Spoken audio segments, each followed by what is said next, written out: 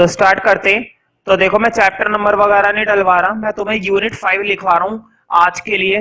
फटाफट से नोट करो यूनिट 5, ब्रैकेट में लिखना नेशनल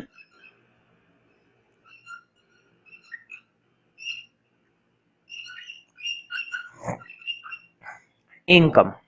नेशनल इनकम, नेशनल का मतलब राष्ट्र और इनकम का मतलब आय, राष्ट्रीय आय, हिंदी में इसको बोलते हैं राष्ट्रीय आय। ठीक है, इस यूनिट के अंदर तुम्हें न्यूमेरिकल भी मिलेगा और इस यूनिट के अंदर तुम्हें थ्योरी भी मिलेगी। पहले ना ये 15 नंबर, पहले 20 नंबर का टॉपिक होता था काफी साल पहले, 15 नंबर का टॉपिक हुआ कुछ साल बाद, फिर 12 नंबर का टॉपिक हुआ और अब धीरे धीरे करते इसकी वेटेज कितनी रह गई है, 10 नंबर की।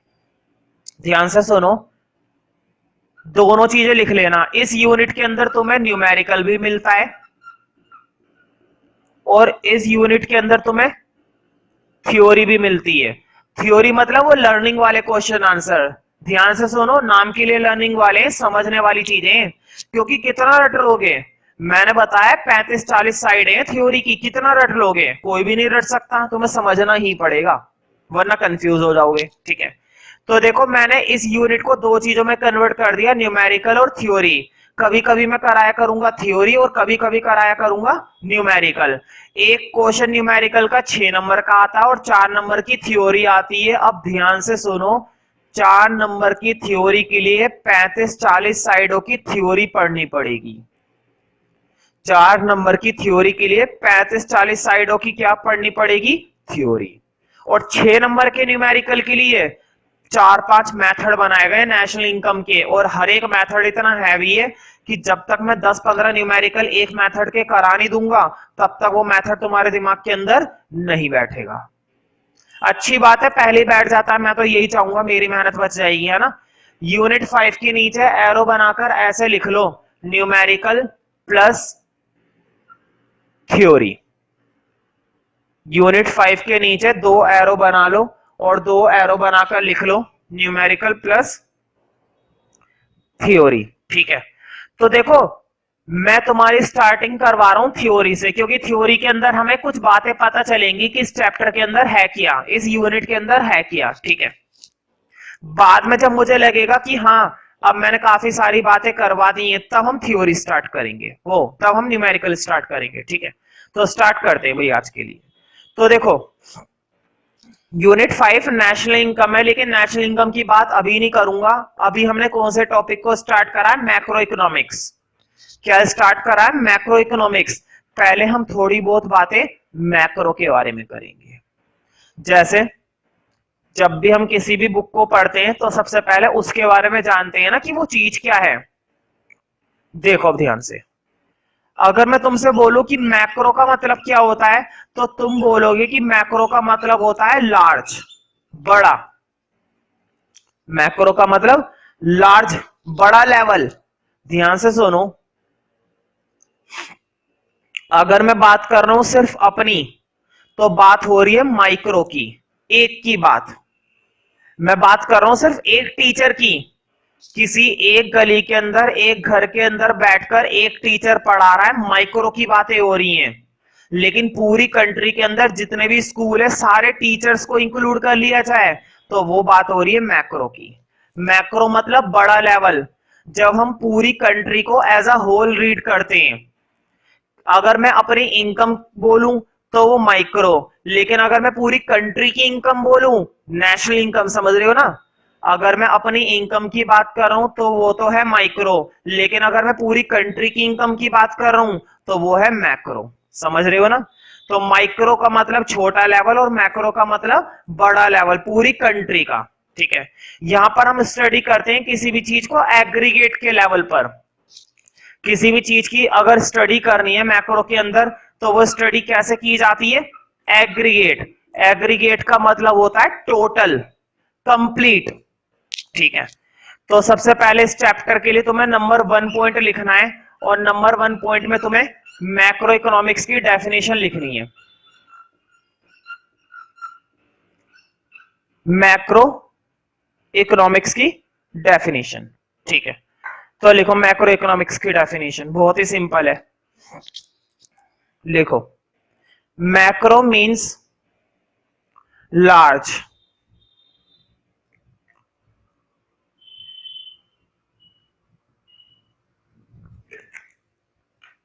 Macro means large. It is a branch of economics. It is a branch of economics. बताओ, इकोनॉमिक्स की ये वो ब्रांच है ना जो किस चीज की स्टडी करती है? एग्रीगेट। अगर इनकम बोलोगे तो कैसी इनकम बोलो? एग्रीगेट। अगर डिमांड बोलोगे तो कैसी डिमांड बोलोगे? Aggregate demand. अगर सप्लाई बोलोगे तो कैसी सप्लाई बोलोगे? Aggregate supply. एग्रीगेट मतलब टोटल। ठीक है, ध्यान से सुनो, मैं मार्कर बनाने वाली हर एक फैक्ट्री की बात कर रहा हूं। मैं मार्कर के प्रोडक्शन की बात कर रहा हूं, वो भी कौन सा प्रोडक्शन? Aggregate production. एग्रीगेट मतलब total production in the country, कि पूरी कंट्री के अंदर मार्कर का कितना प्रोडक्शन किया जाता है, that is called macro. Macro means large. It is a branch of economics which deals with the aggregate, which deals with the aggregate economic variables, which deals with the aggregate, aggregate की spelling board पे लिखी हुई है, which deals with the aggregate economic variables of economy, aggregate economic variables of economy, aggregate economic variables of economy। ठीक है, तो मैं कुछ वेरिएबल लिखवा देता हूं जिनकी स्टडी हम मैक्रो के अंदर करते हैं, है ना। नोट में लिख लो, लिखो एक नोट, नोट में लिखो, macro economic variables are,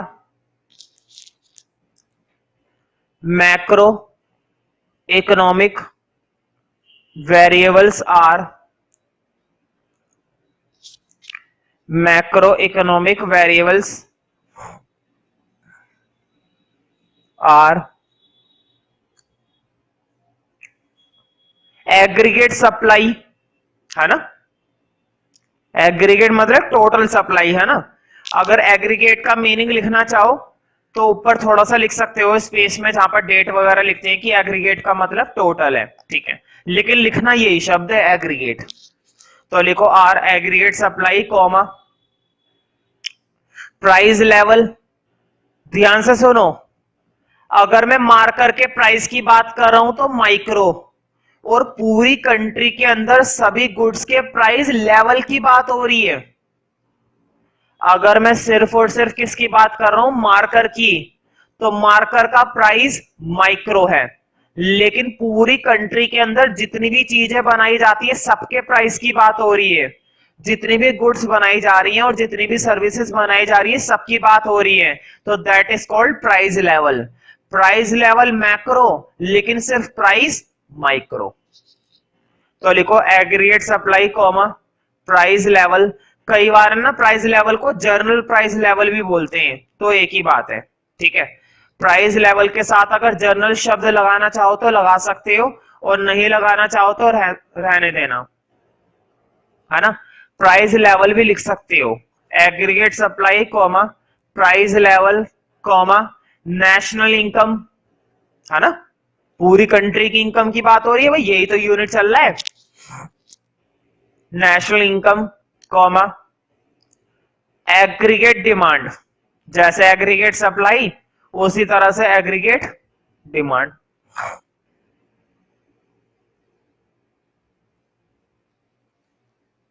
aggregate demand etcetera कर लेना, और भी बहुत सारे, ठीक है।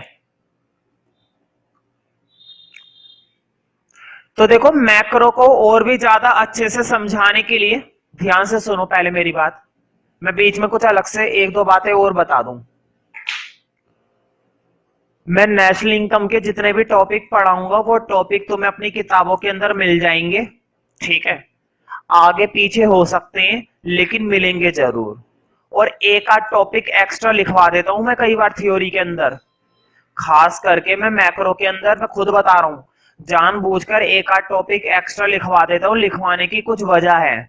देखो थोड़ा सा कई बार क्या होता है, सिलेबस में कई बार ऊपर नीचे होता रहता है, कुछ टॉपिक हटा दिए जाते हैं, कुछ टॉपिक डाल दिए जाते हैं, तो रैंडमली थोड़ी सी कंफ्यूजन बनी रहती है, ठीक है। लेकिन मैं फिर भी 100% वाला टॉपिक तो लिखवाता ही हूं जो है, और जो डाउट में रहता है ना जो टॉपिक, मैं उस टॉपिक को भी लिखवा देता हूं, तो इस बात से परेशान मत होना। लेकिन तुम्हें वो टॉपिक सब मिलेंगे जो तुम्हारी बुक के अंदर है, ठीक है। तो ये मत सोचना कि सीरियल वाइज मिलेंगे, अगर अरेंज है पहले से बुक के अंदर तो तुम्हें बुक के हिसाब से मिल जाएंगे, वरना कोई सा टॉपिक चैप्टर 2 में मिलेगा। जैसे कि आज मैं जो टॉपिक करा रहा हूं, मैंने पहले ही बोल दिया है, एक हफ्ते तक तो बुक को देखना ही मत, एक हफ्ते तक तो बुक को देखना ही मत। धीरे धीरे काम करे करना नेशनल इनकम में, एकदम से नहीं, हैवी चीज है, बड़ा टॉपिक है, बड़ा कंसेप्ट है, ठीक है। तो देखो मैक्रो के बारे में तुमने एक डेफिनेशन पढ़ ली, लेकिन किसी भी सब्जेक्ट के बारे में एक डेफिनेशन पढ़ने से तो बात बनती नहीं है। तो मैक्रो इकोनॉमिक्स को समझाने के लिए बहुत सारे अलग अलग विचार रखे गए इकोनॉमिस्टों के द्वारा। सभी इकोनॉमिस्ट ने अपनी अपनी बातें बताई है मैक्रो इकोनॉमिक्स के लिए, सभी इकोनॉमिस्ट ने अपने अपने विचार करे। मुझे बताओ, जब कोई व्यक्ति किसी चीज के बारे में विचार करता है, अपने थॉट रखता है, थॉट समझते हो ना, अपने अपने क्या रखता है, विचार रखता है, थॉट रखता है, तो जरूरी थोड़ी ना है कि उसके थॉट सही होंगे, कंडीशन है ना। उसने अपने विचार रखे हैं, उसके विचारों पर सामने वाला बंदा विचार करेगा, सामने वाले बंदे को कुछ बातें सही लग सकती हैं और कुछ बातें सही नहीं लग सकती। मुद्दे की बात ये नहीं कि उसे कितनी सही लग रही है और कितनी सही नहीं लग रही, मुद्दे की बात ये कि वास्तव में वो बात कितनी सही है या नहीं है। फॉर एग्जाम्पल, मैं फिल्मों के बारे में अगर मैं बोलता हूं आजकल की फिल्में अच्छी नहीं है, तो जरूरी थोड़ी ना है कि अच्छी ना हो। सच्चाई क्या है, यह है सच्चाई की अच्छी नहीं है, मेरे कहने से सच्चाई थोड़ी ना होगी, सच्चाई वो होगी जो मार्केट के अंदर चल रहा है। समझ रहे हो ना इस चीज का मतलब। तो मुद्दे की बात ये नहीं कि तुम्हें क्या लगता है, मुझे क्या लगता है, मुझे तुम गलत लगते हो और तुम्हें मैं गलत लगता हूं, हमारे एक दूसरे के लगने से कुछ नहीं होता है।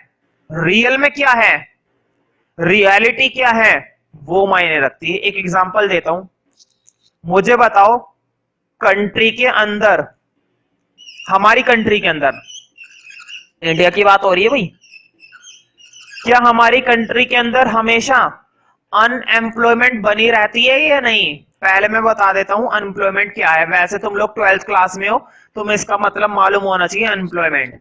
अनएम्प्लॉयमेंट का मतलब होता है हिंदी में बेरोजगारी, जिसके पास करने के लिए काम नहीं होता, बेकार पड़ा रहता है, पढ़ा लिखा है लेकिन फिर भी जॉब नहीं है, मतलब कि उसको पैसे नहीं मिल पा रहे हैं, वो क्या हुआ है, अनएम्प्लॉयड।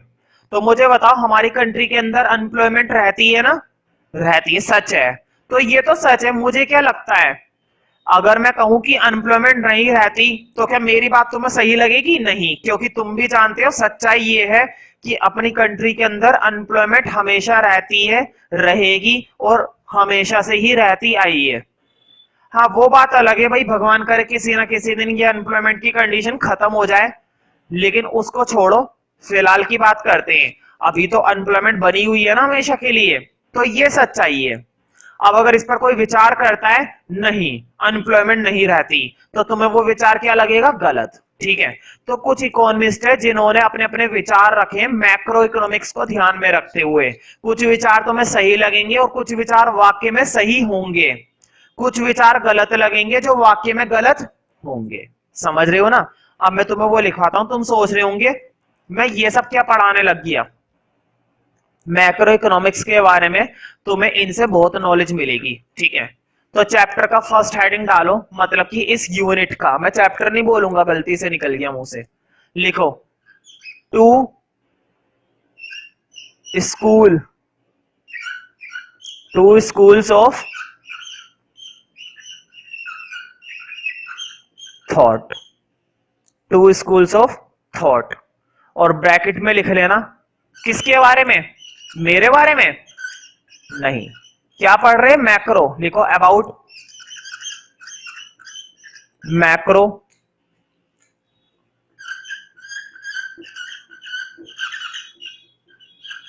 Economics, macro economics.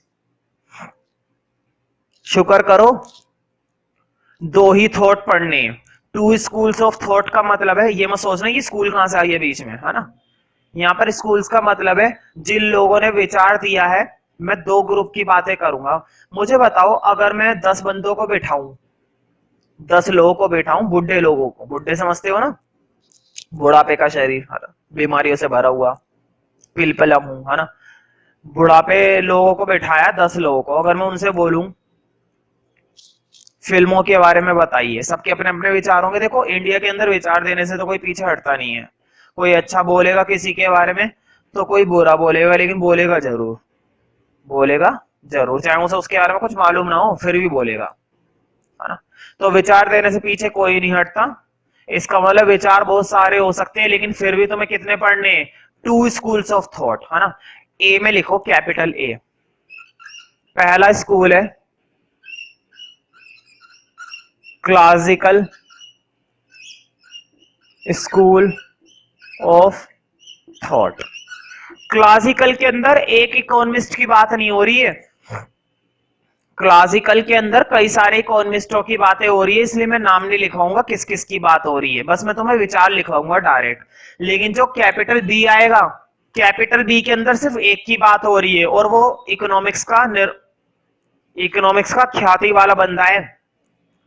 जो दूसरा आएगा ना, दूसरा विचार आएगा, उसका नाम है कैनिशियन। और इकोनॉमिक्स की दुनिया में, इकोनॉमिक्स की दुनिया में कैनिशियन की अलग ही वैल्यू है। जब तुम ग्रेजुएशन में निकलोगे तब तुम्हें पता चलेगा कि कैनिशियन किस चिड़िया का नाम था, ठीक है। अभी मैं इसकी ज्यादा तारीफ नहीं कर सकता कैनिशियन की। फिलहाल हम बात करेंगे क्लासिकल स्कूल ऑफ थॉट की, ठीक है। तो क्लासिकल स्कूल ऑफ थॉट के अंदर क्या क्या विचार रखे जाते हैं इकोनॉमिक्स के बारे में, वो हमें पढ़ना है। मुझे बताओ, किसी भी कंट्री में, अपनी कंट्री को छोड़ो, सिर्फ अपनी कंट्री की बातें क्यों करते हैं, अमेरिका की बातें करते हैं, कोई सी भी कंट्री ले लो, चाहे वो छोटी हो चाहे वो बड़े लेवल की हो, क्या गवर्नमेंट का होना जरूरी है? बिल्कुल। गवर्नमेंट लॉ और ऑर्डर को मेंटेन करती है, कुछ कोई गलत कर रहा होता है उस पर लॉ लागू करती है, किसी ने कानून तोड़ दिया उस पर पेनल्टी लगाती है, तुम किसी गलत चीज का धंधा कर रहे हो उस धंधे को बैन करेगी, बहुत कुछ करती है ना।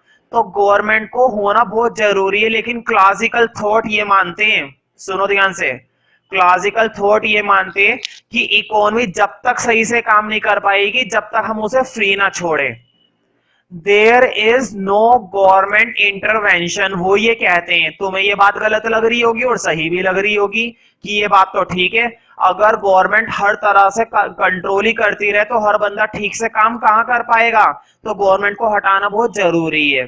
कुछ लोग कह रहे होंगे नहीं, गवर्नमेंट को तो लाना बहुत जरूरी है, गवर्नमेंट के बिना तो पूरी कंट्री नहीं चलेगी, है ना। दोनों ही विचार अपनी अपनी जगह सही है, बहस वाली बात नहीं है, रीडिंग करनी है, लड़ाई नहीं करनी, ठीक है। लिखो फर्स्ट पॉइंट, पहला विचार लिखना है फ्री इकोनॉमी। फ्री इकोनॉमी का मतलब है स्वतंत्र अर्थव्यवस्था, मतलब कोई गवर्नमेंट का कंट्रोल ना हो, गवर्नमेंट ना हो, समझ रहे हो ना। अजीब लग रही है ना सुनने में बात, बिना गवर्नमेंट के कैसा, कोई विचार है, सच्चाई नहीं है, विचार है बस। कुछ बच्चे इसको सच्चाई मानने लगते हैं कि आपने तो गलत लिखवाया है, ऐसा तो होता ही नहीं है। मैं कहां कह रहा हूं ऐसा होता है, हम तो थॉट की बात कर रहे हैं, थॉट। तुमने सपना देखा कि आज चांद तारे तोड़ के लाओगे, तो क्या रियल में तोड़ के लाओगे? सपना है बस, वही चीज है बस, है ना। इतना मेहनत से समझा रहा हूं फिर भी कुछ ना कुछ बच्चों के दिमाग में बैठ ही जाएगी ये बात कि ये तो मैंने गलत लिखवाया है, ठीक है। लिखो फ्री इकोनॉमी में, लिखो it is an economy in which government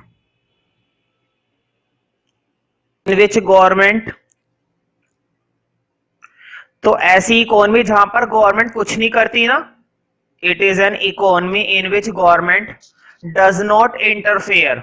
board पे लिखा हुआ है इंटरफेयर। इंटरफेयर का मतलब होता है उंगली करना, गवर्नमेंट उंगली नहीं करती। इट इज एन इकोनॉमी, उंगली करना समझते हो ना, समझने कहने का मतलब ये कि गवर्नमेंट कुछ भी नहीं करेगी यहाँ पर, ना तो मैं किसी चीज के प्रोडक्शन को करने से मना करेगी, ना ही तुम्हें क्वांटिटी इंपोज करेगी, ना ही कोई टैक्स लगाई, कुछ भी नहीं करेगी। ठीक है, it is an economy in which government does not interfere in any kind of decision. Any kind मतलब कुछ भी बनाओ, कुछ भी बेचो, समझ रहे हो ना। Does not interfere in any kind of decision, in any kind of decision। अब जरा सोचकर देखो, अगर वाक्य में फ्री इकोनॉमी हो जाए, अगर सच में फ्री इकोनॉमी हो जाए मतलब गवर्नमेंट का कोई कंट्रोल ना हो, गवर्नमेंट तो हो, है ना, पॉलिटिक्स के लिए हो, लेकिन प्रोडक्शन में, इकोनॉमिक्स में, इकोनॉमी के अंदर उसका कोई योगदान ना हो, तो क्या सही है? नहीं, कुछ भी बनना शुरू हो जाएगा, प्राइस कितने भी बढ़ जाएंगे, कितने भी कम हो जाएंगे, किसी भी चीज का प्रोडक्शन हो जाएगा, जो चीज गलत है वो भी और जो चीज गलत नहीं है वो भी, कितनी हलचल हो जाएगी ना, बिना गवर्नमेंट के हो ही नहीं सकता। तो ये विचार पूरी तरह से गलत है। तभी तो क्लासिकल के विचार इतने सही नहीं है। आगे जो आने वाला है ना बंदा केनीशियन, उसके दो विचार लिखवाऊंगा और दोनों विचार तुम कहोगे हाँ सर ये सही है, बिल्कुल, उस पे नाच उठोगे तुम।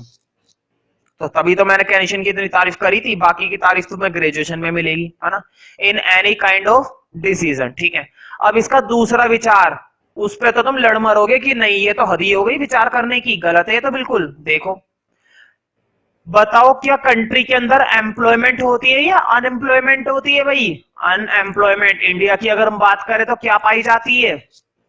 अनएम्प्लॉयमेंट। जबकि ये कह रहा है कि कंट्री के अंदर क्या पाई जाती है? एम्प्लॉयमेंट। और देखो, एम्प्लॉयमेंट पाई जाती है, पहली बात गलत। और ये क्या कह रहा है? Full employment. एक भी बंदा ऐसा नहीं होता जिसके पास काम ना हो, ये ऐसा कह रहा है। बताओ, इंडिया के अंदर तो ये बात गलत है, बल्कि बहुत ही कम लोग ऐसे हैं जिनके पास काम है, आधे से ज्यादा लोग बेरोजगार घूम रहे हैं। तो इसकी दूसरा विचार लिखो भाई। दूसरे विचार में ये कह रहा है कि कंट्री के अंदर क्या होती है? Full employment. फुल का मतलब ये कि कंट्री के अंदर रहने वाले हर एक व्यक्ति के पास करने के लिए काम है, वो कुछ ना कुछ पैसा जरूर कमाता है, चाहे कम कमाता हो चाहे ज्यादा कमाता हो, कमाता जरूर है, ये ऐसा कह रहा है। जबकि रियल में ये बात बिल्कुल गलत है। तो लिखो फुल एम्प्लॉयमेंट में ये कह रहा है कि फुल एम्प्लॉयमेंट होती है, कैनिशन बोलेगा नहीं होती। उसकी बात सही लग रही है ना, इसकी बात गलत लग रही है। खैर, वो भी अपना विचार कर रहा है, ये भी अपना विचार कर रहा है, उसके विचार ज्यादा सच है, इसके विचार खोखले। तो विचारों की बातें, तो लिखो फुल एम्प्लॉयमेंट में, there is full employment in the free economy. There is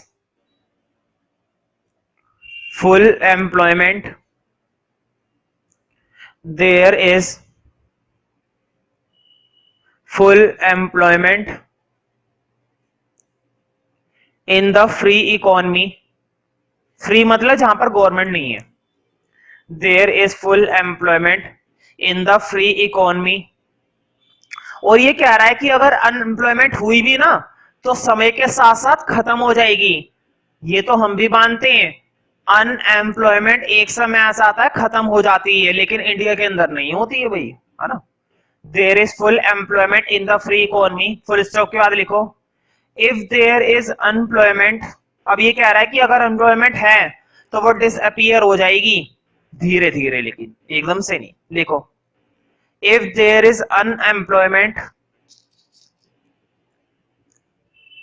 if there is unemployment, if there is unemployment, it will disappear. Disappear मतलब गायब हो जाना। It will disappear automatically. Automatically का मतलब है धीरे धीरे समय के साथ साथ अपने आप खत्म होती चली जाएगी। It will disappear automatically, automatically समझते हो ना, automatic, it will disappear automatically, automatically, automatically.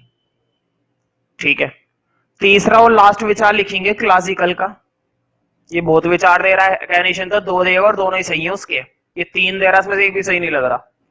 तीसरा लिखो, ये कह रहा है कि जब गवर्नमेंट नहीं होगी और सभी को एम्प्लॉयमेंट मिलेगा तो सबकी इनकम का लेवल बढ़ेगा, सबकी। और तो और ये कह रहा है सबसे ज्यादा इनकम का लेवल हो जाएगा maximum level of income, maximum level of income. क्या ऐसा होता है? नहीं, किसी को बहुत कम मिलता है और किसी को बहुत ज्यादा मिलता है, मिलता तो है, किसी को बहुत कम और किसी को बहुत ज्यादा, मैक्सिमम लेवल सबका नहीं होता। ठीक है, तीसरा विचार लिखो, maximum level of income, maximum level of income. ठीक है, तो लिखो अब इसके अंदर तीसरा विचार समझ में आ गया ना। तीसरे विचार में ये कह रहा है सबकी इनकम का लेवल सबसे ज्यादा होगा, अधिकतम, सबके पास अच्छा पैसा होगा। जब सबके पास काम होगा और गवर्नमेंट कुछ नहीं करेगी, ना टैक्स लेगी ना कुछ करेगी, तो सबका इनकम लेवल बढ़ेगा, है ना। लेकिन शुरू की दो ही बातें गलत है, तो तीसरी बात कैसे सही हो जाएगी? लिखो, resources are fully utilised, resources are fully FULLY, resources are fully utilized, resources are fully utilized and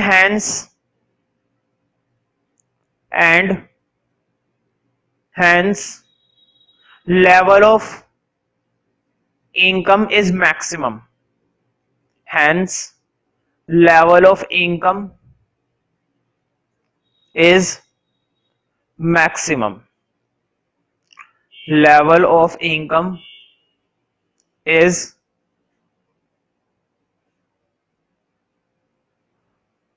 maximum.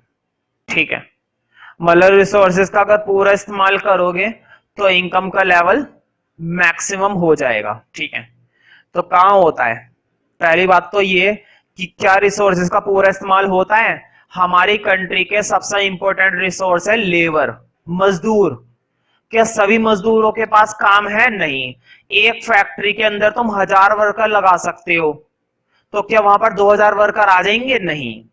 Worker दुनिया भर का है लेकिन फैक्ट्री एक है, कंपनी एक है और दुनिया भर के वहां पर आ रहे हैं मैनेजर।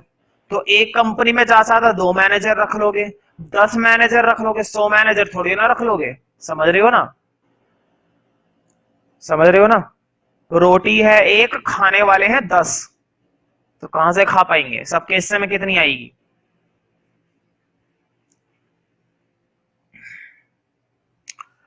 अब अगला, ठीक है, अब जो है वो इंपॉर्टेंट है। इंपॉर्टेंट इसलिए कि वो रियलिटी से ज्यादा मैच करता है, वो रियलिटी से ज्यादा मैच करता है। लिखो कैपिटल बी,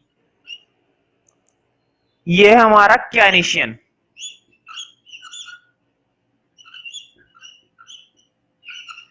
इसको इंग्लिश में बोलते हैं केनिशियन और हिंदी में बोलते हैं केंजियन, केंजियन विचारधारा। ठीक है, केनिशियन ये पूरा लिख लेना, school of thought, Keynesian school of thought. इसका पहला विचार लिखो, आखिर इसने कौन से झंडे गाड़े।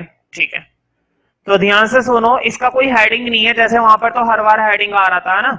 इसका विचार डायरेक्ट लिखना है। मुझे बताओ, क्लासिकल ने कहा कि फुल एम्प्लॉयमेंट होता है, सबके पास काम होता है। क्या होता है? नहीं। उसने कहा कि गवर्नमेंट नहीं होती। क्या रियल में गवर्नमेंट नहीं होती? होती है, कंट्रोल करती है ना।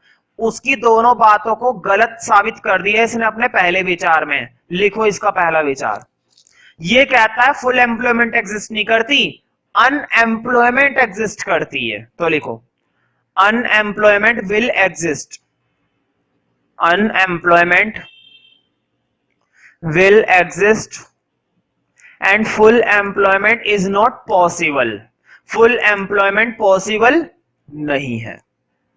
unemployment will exist, unemployment will exist and full employment is not possible.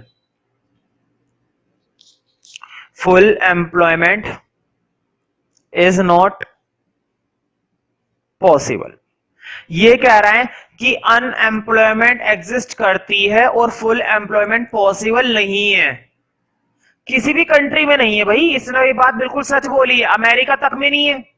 अगर हम अमेरिका की भी बात करें तो वहां पर भी कुछ तो ऐसे मिल ही जाएंगे जिनके पास ढंग का काम नहीं, कुछ है ना. तो कुछ ना कुछ तो मिल ही जाएंगे. कोई ना कोई तो बंदा ऐसा होगा जिसके पास करने के लिए कोई ढंग का काम नहीं होगा या काम होगा ही नहीं. ठीक है.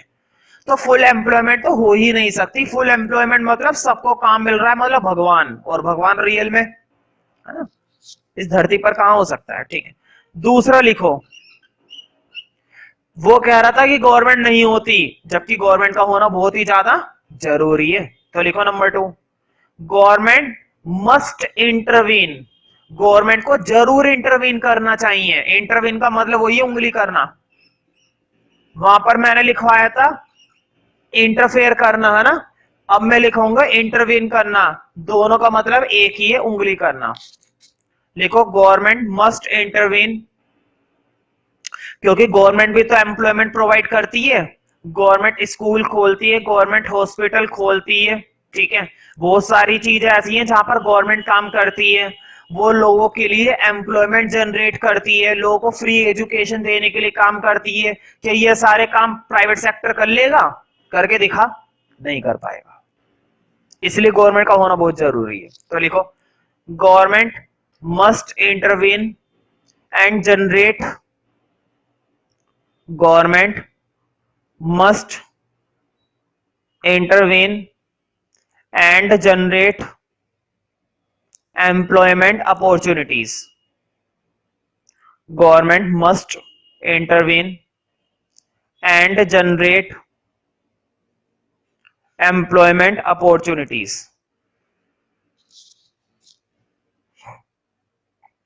And generate employment opportunities. है ना. सभी को मौका मिलेगा भाई. ना तुम बेरोजगार रहोगे ना मैं बेरोजगार रहूंगा. तो ये थे school of thought macro economics के बारे में.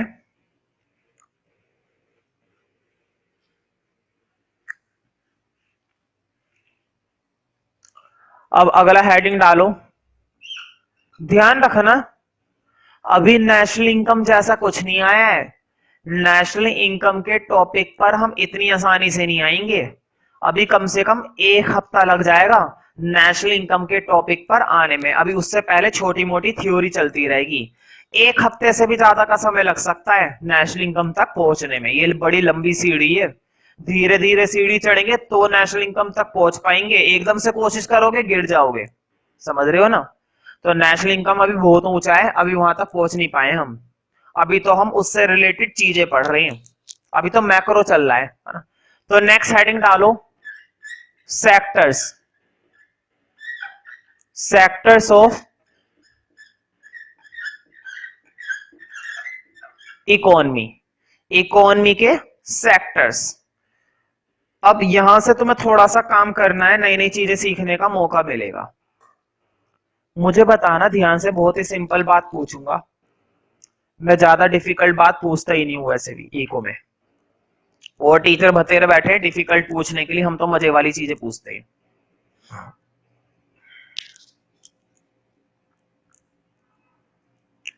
मान लो कोई फैक्ट्री है. फैक्ट्री समझते हो ना. मान लो मार्कर बनाने की फैक्ट्री है. मार्कर ये होता है ना, मार्कर प्लास्टिक का. ये मार्कर बनाने की फैक्ट्री है और फैक्ट्री का एक मालिक है, ओनर, जो उस फैक्ट्री के अंदर अपने अंडर में क्या करवाता है, प्रोडक्शन, अपनी फैक्ट्री को चलाता है. ठीक है. बताओ खुद जाकर करता है, खुद मार्कर बनाता है, खुद मशीन चलाता है, खुद निब वगैरह टेस्ट करता है, सब कुछ खुद ही करता है? नहीं, कुछ भी नहीं करता, बल्कि वो कुछ भी नहीं करता। ये सारे काम कौन करते हैं?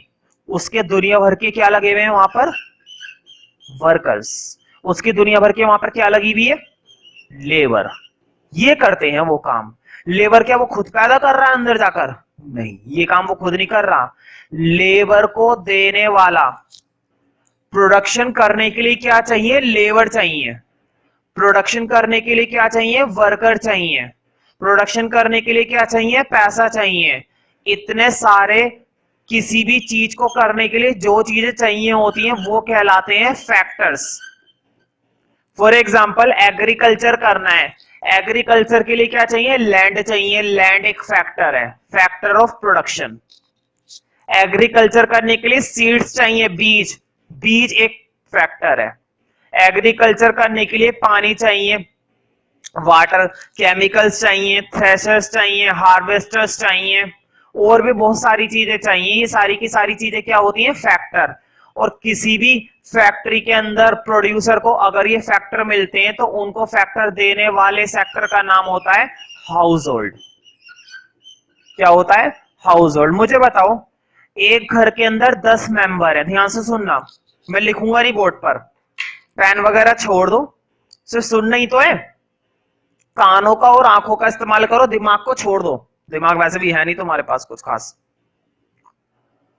एक घर के अंदर 10 मेंबर हैं, जिसमें एक तो लेडीज है, ठीक है, बाकी 9 के 9 मर्द हैं। बताओ, हद ये हो गई। तो देखो, एक तो है मम्मी पापा और उसमें से 8 है बच्चे, 8 के 8 लड़के हैं। ध्यान से सुनो, मम्मी पापा 2, 10 में से 2 तो हो गए मम्मी पापा, बाकी कितने बचे? 8। 8 के 8 लड़के हैं। बताओ, कमाल की बात है तो, जन्नत पार्ट 2। तो 8 के 8 लड़के हैं। 8 लड़कों में से 3 लड़के मल्टीनेशनल कंपनी में काम करते हैं। मल्टीनेशनल कंपनी, अच्छी सैलरी मिलती होगी, है ना भाई? क्या करे, किस्मत अच्छी थी। मेरी तो इतनी अच्छी निकल नहीं पाई, तुम जैसे मूर्खों को पढ़ाना पड़ रहा है, लेकिन उनकी अच्छी थी। तो उनके 3 लड़के कहां पर काम करते हैं भाई? मल्टीनेशनल कंपनी के अंदर। अच्छी बात है। मुझे किसी कंपनी में भी नहीं मिला, उन्हें मल्टीनेशनल कंपनी में मिल गया, ठीक है। कितने बचे? 5। 5 लड़के बच गए। ये पढ़ने में कुछ खास नहीं है, मेहनत करना जानते हैं, लेकिन उनकी पोजीशन उनके अलग से 3 लड़कों के मुकाबले खराब है, अच्छी नहीं है। पढ़ाई थोड़ी बहुत आती है, ज्यादा कुछ नहीं आते। ये मजदूरी कर सकते हैं, लेबर का काम कर सकते हैं, वर्कर का काम कर सकते हैं। ये पांचों बंदे कहां चले जाएंगे? फैक्ट्री के अंदर। फैक्ट्री के अंदर जाकर कहां पर काम करेंगे? वर्कर के साथ। मतलब कि घरों के अंदर से ही तो सप्लाई होता है। ध्यान से सुनो, एक घर के अंदर से ही कंपनी में बंदा जा रहा है, एक घर के अंदर से ही फैक्ट्री में बंदा जा रहा है, एक घर के अंदर से ही एग्रीकल्चर कर रहा है, एक घर के अंदर से ही कंप्यूटर के सॉफ्टवेयर बना बना कर बेचता है, और उसी घर के अंदर से दूसरी कंट्री के अंदर जाकर सॉफ्टवेयर बना रहा है। समझ गए ना? तो ध्यान रखना, हर तरह की चीज की शुरुआत कहां से होती है? घर से होती है। और ये जो घर मैं बोल रहा हूं ना, बार बार घर को घर मत बोलो, हाउस होल्ड सेक्टर। हर चीज की शुरुआत कहां से? हाउस होल्ड से। मुझे बताओ, तुम्हारे घर में 4 बंदे थे, 2 बंदों ने फैक्ट्री के अंदर जाकर मार्कर बनाए, 2 बंदों ने जाकर फैक्ट्री के अंदर मार्कर बनाए, बनाने के बाद वो मार्कर बिकेगा, बेचेंगे किसको? फैक्ट्री वाले घरों में ही बेचेंगे। इसका मतलब ये हुआ कि हाउस होल्ड अपनी लेबर देता है बनाने के लिए, और फिर हाउस होल्ड ही उसे खरीदता है। हाउस होल्ड फैक्ट्री में जाता है और फैक्ट्री में जाकर मेहनत करता है, चीजों को बनाता है, और समय पड़ने पर उन्हीं चीजों का उपयोग करता है, लेकिन फ्री में नहीं। क्या जब वो आया था काम करने, वो अपनी सर्विस फ्री में देने आया था? नहीं, उसे पैसे मिले थे। अब जब वो उसी चीज को खरीदने आएगा तो अब क्या फ्री में खरीदने आएगा? नहीं, अब उसे पैसे देने पड़ेंगे। ध्यान से सुनो, तुम वर्कर थे और तुम फैक्ट्री में काम करने गए, तुम्हें एक दिन के कितने रुपए मिले? 100 रुपए। अगले दिन तुम उस चीज को खरीदने गए, तुमने कितने रुपए देने पड़ गए? 50 रुपए या 100 रुपए या 150 रुपए, कितने भी। कुल मिलाकर मुद्दे की बात यह कि जब तुम कहीं पर काम करते हो तो तुम्हें पैसा मिलता है, पैसा आया, और जब तुम कहीं से कुछ चीज खरीदने जाते हो तो पैसा जाता है। इसका मतलब ये हुआ कि पैसा एक जगह से आ रहा है और दूसरी जगह जा रहा है। पैसा एक जगह से आ रहा है और दूसरी जगह जा रहा है, लेकिन सारा का सारा कनेक्शन कहां से स्टार्ट हो रहा है? हाउस होल्ड से। सारी बातें कहां से स्टार्ट हो रही है? हाउस होल्ड से। तो देखो, हाउस होल्ड अपनी लेबर उसको देता है, इस वाले सेक्टर को भी बोला जाता है नाम, इस वाले सेक्टर का नाम होता है फर्म। इस वाले सेक्टर का नाम क्या होता है? फर्म, फैक्ट्री, कारखाना या फिर प्रोड्यूसर या फिर प्रोडक्शन सेक्टर। ठीक है, तो लिखो पहले नंबर वन। नंबर वन तुम समझ गए होंगे, मैं तुम्हें लिखाऊंगा हाउस होल्ड। तो हाउस होल्ड में लिखो, तो हाउस होल्ड और कुछ नहीं है, हाउस होल्ड परिवार होता है और उसी परिवार में से कुछ लोग काम करने के लिए चले जाते हैं, सारे लोग काम नहीं करते हैं, सारे भी कर सकते हैं वैसे। लिखो हाउस होल्ड में, the families who supply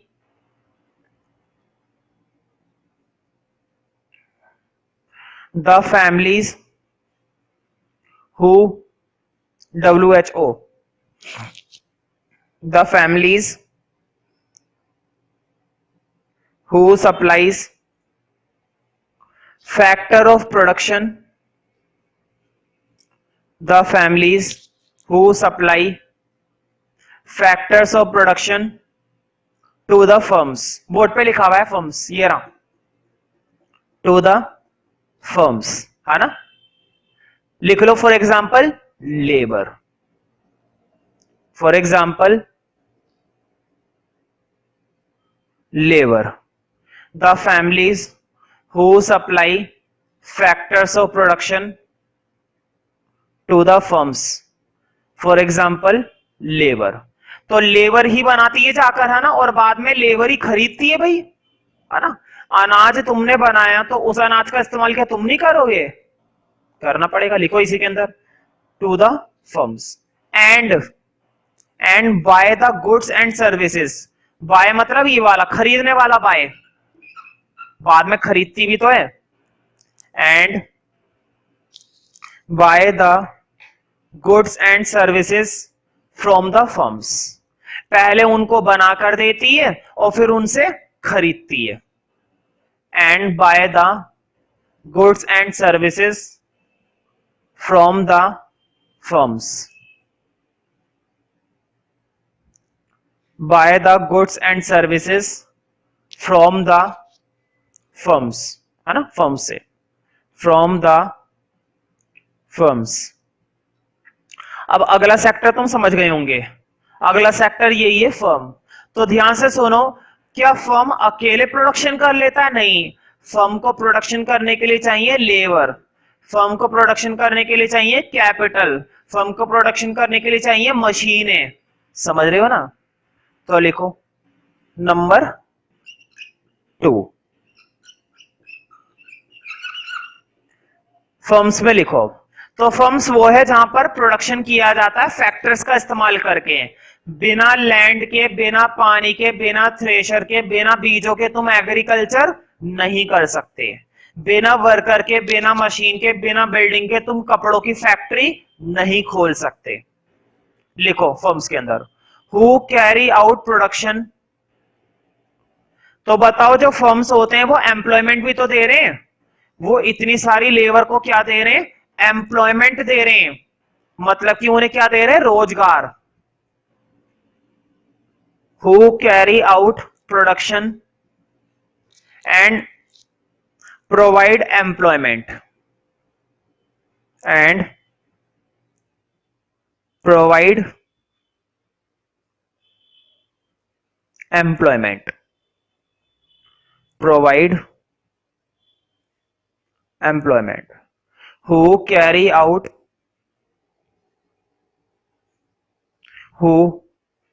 out production and provide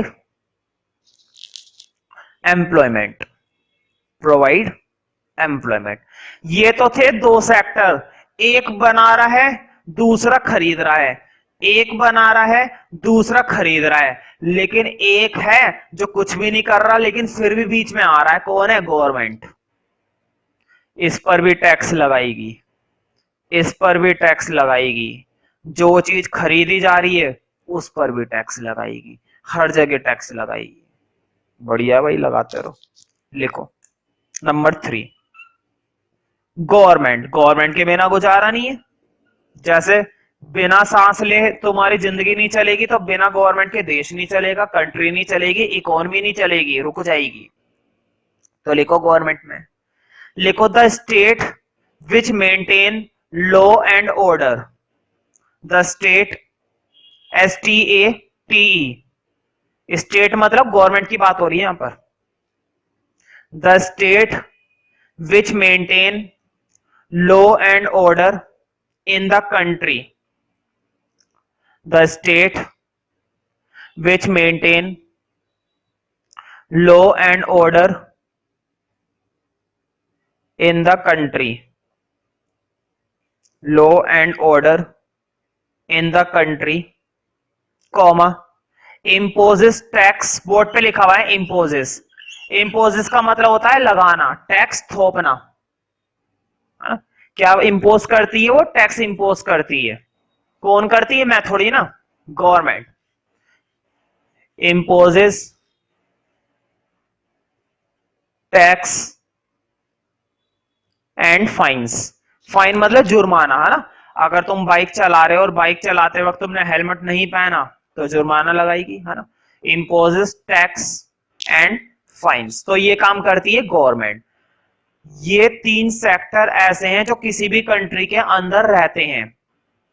इस मार्कर को बनाने वाला फर्म, एक सेक्टर। इस मार्कर को यूज करने वाला मैं, हाउस होल्ड सेक्टर। ध्यान से सुनो, इस मार्कर को बनाने वाला फर्म एक सेक्टर हो गया। इसको यूज करने वाला हाउस होल्ड मैं एक सेक्टर हो गया। और कौन बीच में आ रही है? गवर्नमेंट। गवर्नमेंट कंट्रोल कर रही है, इस पर टैक्स लगा होगा, है ना। एक सेक्टर हो रहे। मुझे बताओ, एक कंट्री दूसरे देशों को भी तो अपनी चीजें बेचती है, एक कंट्री दूसरे देशों से भी तो चीजें खरीदती है, एक देश की गवर्नमेंट दूसरी गवर्नमेंट की भी तो हेल्प करती है, दूसरी गवर्नमेंट अपनी गवर्नमेंट की भी तो हेल्प करती है। समझ में आ रहा है ना। एक सेक्टर हो रहा है एक्सटर्नल सेक्टर। नाम से ही पता चल रहा है ये सेक्टर हमारी कंट्री के अंदर नहीं होता है, ये सेक्टर बाहर होता है हमारी कंट्री से। तो लिखो एक्सटर्नल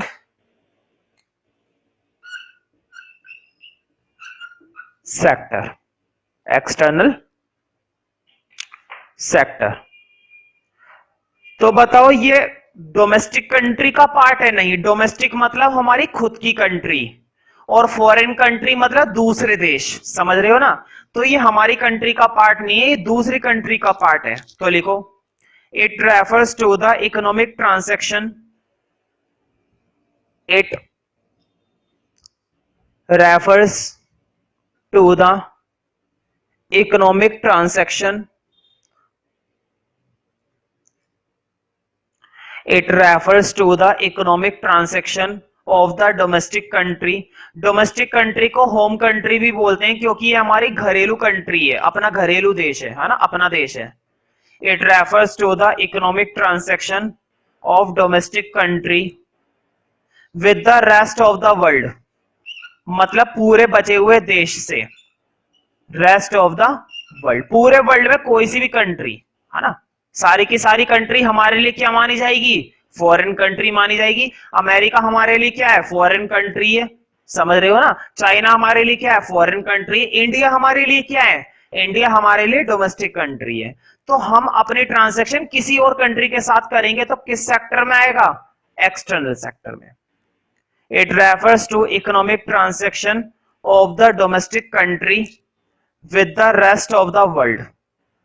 मैं अक्सर है ना इसको ROW बोलता हूं, रेस्ट ऑफ द वर्ल्ड। देखो वर्ड पे ROW, rest of the world. ठीक है, तुम पेपर में और टेस्ट में लिख सकते हो वैसे, लेकिन पेपर में मत लिखना, पूरा ही लिखो तो ज्यादा अच्छा है। Economic transaction of the domestic country with the rest of the world. तो देखो इस तरह से किसी भी कंट्री की इकोनॉमी में ये चारों सेक्टर मिलकर काम करते हैं। एक्सटर्नल सेक्टर तब मिलता है जब ग्लोबलाइजेशन होता है। ठीक।